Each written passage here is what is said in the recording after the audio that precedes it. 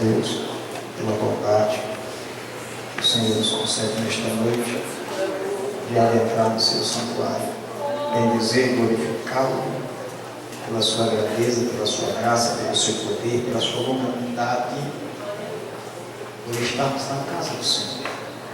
Mateus capítulo 27.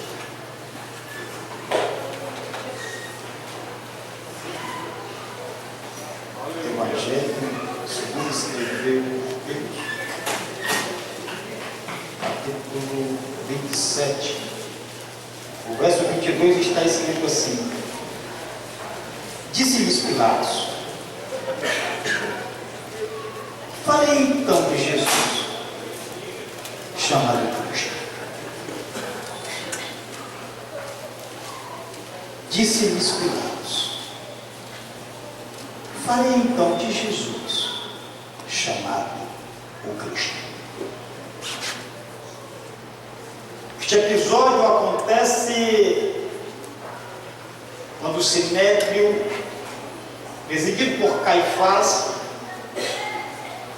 manda prender Jesus, com um diagnóstico entregado por Judas Iscariote, do qual vai revelar que aquele que ele o beijar é o Cristo.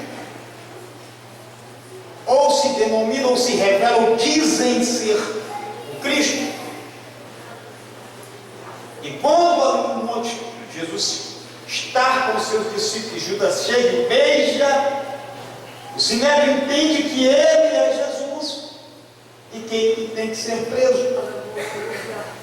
O episódio acontece, todos são conhecedores, que a Assembleia não conhece a Bíblia, eu sou apenas um curioso. E quando é chegado e entregue a Caifás, não chega a Jerusalém, não só como Judá, não só como Tiro, nem Sidom, nem Samaria, nem Judéia, nem Galileia, mas todas as cinco vizinhanças está sendo dominado pela política romana, o qual traz uma morte para confrontar os assírios. Os assírios, eles predominaram pelas suas guerrilhas, pela sua força, pela sua cultura, a morte por empalamento, porque todos quantos eles afligiram, seus capitães eram entregues para ser mortos por empalamento. Outra hora eu explico isso. Mas Roma está conquistando a tudo e a todos pelo poder da espada. E todos quantos são dominados por Roma têm que estar debaixo do jugo e do poder da espada. E quando prendem a Jesus e ele é levado a Caifás, o sumo sacerdote, ele diz que o domínio está sobre Roma e tem que ser entregue ao que coordena, que é Pôncio Pilatos. E há uma briga dos dois, porque quem está dominando, existe a cultura e o próprio poder de César está dizendo: não aflige a cultura daqueles que nós dominarem. Então o Sinédrio tem uma briga terrível.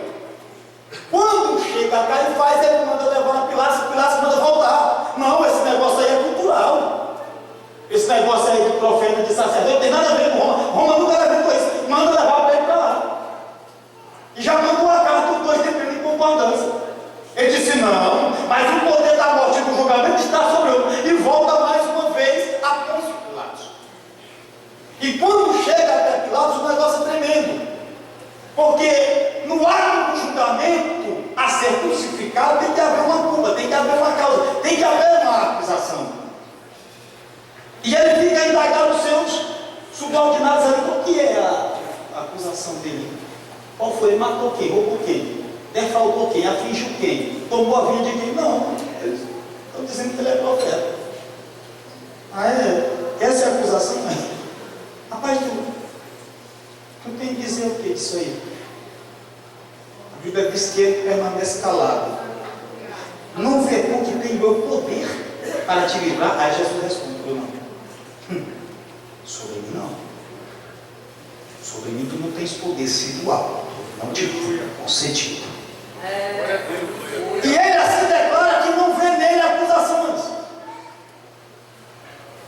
Mas no verso 14, ele estará indagado. No verso 19, a mulher manda um mensageiro. Porque a mulher passou a noite toda tribulada. Ela não consegue dormir, não entra na questão dele não, que ele é justo. E aí ele fica caçando meios de livrar. E o inferno está em guerra, porque o inferno quer livrar. E aí ele faz uma indagação que é lançada a ele. A pergunta foi lançada a ele. E ele lança a pergunta ao povo: o que farei eu, então, deste Jesus chama o Cristo? Isso é interessantíssimo, irmão. Porque ele faz uma separação. Ele separa Jesus do Cristo. Jesus é muito conhecido, irmão. É o filho da irmã Maria lá, com seu padrasto, porque ele nunca foi filho de José. Mas quando fala o que farei eu deste Jesus, vírgula, chamado o Cristo é conhecido. O Pentateuco fala do Cristo. Os livros históricos falam do Cristo. Os livros poéticos falam do Cristo. Os profetas maiores falam do Cristo. Os profetas menores falam do Cristo. A revelação dada por Deus fala do Cristo. O Cristo é conhecido. O Cristo é entendido. O Cristo é aceitável. Samaria sabe do Cristo. Israel sabe do Cristo. As pontes da terra conhecem acerca do Cristo. Quando fala do Cristo, todos conhecem. Não vendo nele a acusação, ele manda que traga uma bacia para lavar as suas mãos para fugir da acusação. E passaram-se mais de 2.000 anos. Como Deus falou comigo nesta tarde, quando eu estava passando o término. Aleluia! Eita glória! Aleluia! Aleluia! Porque no momento de aflição, de angústia, a gente quer abandonar muitas das vezes. E isso não é fragilidade, porque o camarada matou 250, depois fugiu, correu, foi se esconder. O outro está aflição e a tribulação se esconde do mesmo jeito. E Deus permite isso para que entendamos que esta matéria ela é subordinada ao céu. Aleluia! E aí eu me virei para dentro de mim mesmo, porque uma coisa é acusar o pecado do outro, apontar para o outro. Mas eu, Jovencio de Andrade, o que farei eu deste Jesus chamado Cristo? Aleluia! Porque muitas das vezes acusamos a Judas por ter trocado Jesus por 30 moedas de prata. 30 moedas de prata é dinheiro, irmãos. Eita glória! Deus creio! Quantos estão trocando Jesus por 15 minutos de prazer? Quantos estão trocando Jesus por coisas tão insignificantes? O que é viver para Cristo? O que é ser sal? O que é ser luz? O que é resplandecer no contemplar da glória do Pai? O poder da morte está sobre Roma, e Roma está a fugir todas as nações da terra, e a morte é de cruz, porque quer causar terror. E a cruz existe em duas partes, a dele. Aquele na vertical é o partíbulo, e o que desce na horizontal é a haste.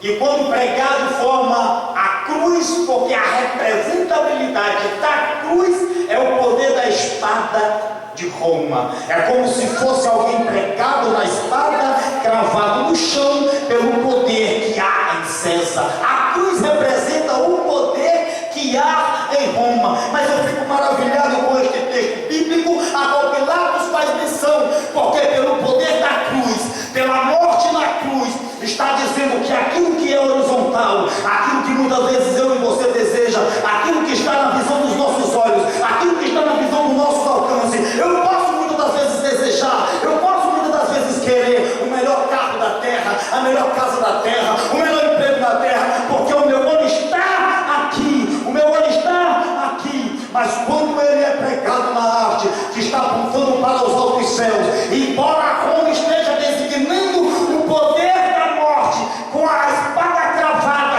mas o monte é escolhido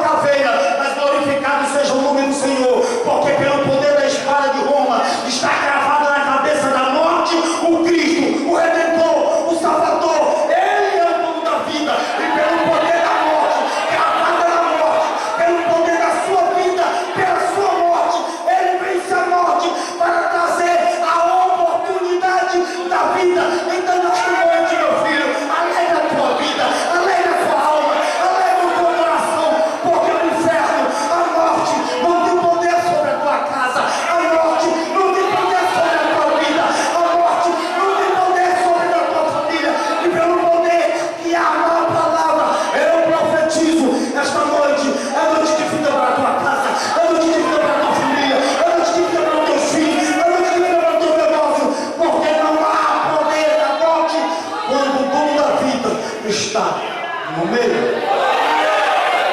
Aleluia! Glória a Deus!